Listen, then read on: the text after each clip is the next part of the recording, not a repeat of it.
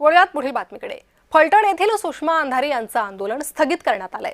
सुषमा अंधारे मुख्यमंत्री देवेंद्र फडणवीसांची भेट घेणार आहे।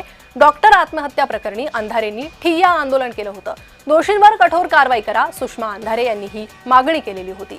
महिला आयोगाच्या चाकणकर यांच्या संदर्भात लवकरच उपमुख्यमंत्री अजित पवार यांच्याशी चर्चा करणार असंही सुषमा अंधारेंनी सांगितलं।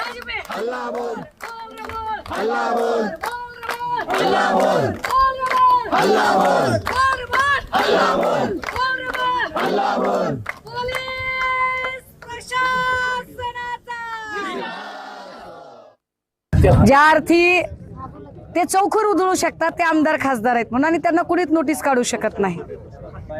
मी त्यांना असं म्हणते की 6 लोकांवर तुम्ही आरोपपत्र का दाखल करत नाही? ते म्हणतात की तपास झाल्यावर। तपास कोण करणार? तर ते करणार। माझं म्हणणं आहे की मुळात आमचा डिपार्टमेंटवर विश्वासच नाहीये।